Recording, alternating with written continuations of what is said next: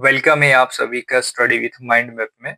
आज हम जानने का प्रयास करेंगे ताम्र पाषाण काल युग और लौह पाषाण काल युग। तो चलिए शुरुआत करते हैं। ताम्र पाषाण काल 3000 ईसा पूर्व से लेकर 10,000 ईसा पूर्व तक।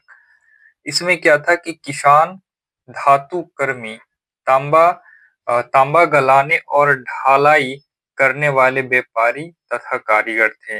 मतलब कि जो किसान थे वो किस तरह के धातु कर्मी थे, तो तांबे को गलाकर ढलाई करना, फिर उसका क्या करना, कारीगरी करना। फिर ताम्रपाषाण काल में हम देखते हैं कि प्रमुख उपकरण क्या-क्या हैं। तो तांबे और पत्थर के उपकरण हैं, जैसे आप तांबे की कुल्हाड़ी देख सकते हैं, चाकू और कृषि उपकरण आदि को देख सकते हैं। फिर दूसरा हम देखते हैं मृद भांड। मृद भांड क्या होता है, तो जटिल आकृति वाली विविध मृद भांड, जैसे काले की लाल मृद भांड, चित्रित धूसर मृद भांड। तो इस तरीके के जो मृद भांड होते हैं, जिसे हम लोग पीजीडब्ल्यू, ओसीडब्ल्यू, तो इन सारी चीजों को हम लोग उसके नाम के अकॉर्डिंग देखते हैं। फिर देखते हैं सुव्यवस्थित गांव।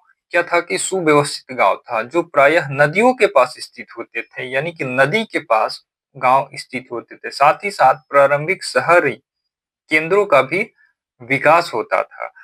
फिर चित्रकला की जब हम बात करते हैं ताम्रपाषाण काल में, तो चित्रकला में देखते थे कुछ भित्ति चित्रकला, यानी कि दीवार पे बनाई गई चित्रकला होती थी। मृद भांडों पर निर्मित आकृतियां, यानी कि मिट्टी पर बनी कुछ आकृतियां हुआ करती थी। फिर अमूर्त रूपांकनों एवं प्रतीकात्मक कला के प्रारंभिक रूप को देखने को मिलता था।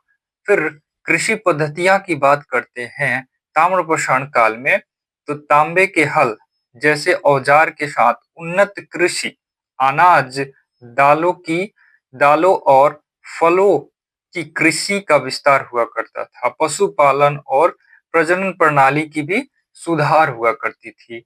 तो ये थी ताम्रपाषाण काल के समय और उनकी स्थिति के बारे में। फिर हम देखते हैं लौह पाषाण या लौह युग के बारे में।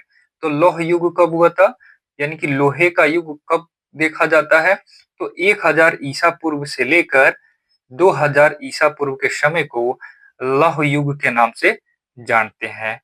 किसान, लोहार, युद्ध योद्धा, व्यापारी, कुम्हार और राजगीर, ये सारे लौह युग के कुछ नाम हैं। फिर देखते हैं कि प्रमुख उपकरण की जैसे ही हम बात करते हैं, प्रमुख उपकरण में आता है औजार, लोहे के उपकरण, कुल्हाड़ी, तलवार, भाले, ये सारे क्या आते हैं, प्रमुख उपकरण थे लौह युग के समय में, जैसे कि आप ऊपर में फिगर के अकॉर्डिंग देख सकते हैं। तो चलिए आगे बढ़ते हैं। फिर कृषि और युद्ध दोनों के लिए पत्थर तथा तांबे के औजारों से बेहतर थे। यानी कि जो अभी तक कृषि युक्त हम लोग पत्थर और तांबे के औजार का उपयोग करते थे, उससे कहीं बेहतर लोहे के औजार को देखते हैं हम लोग लौह युग के काल में।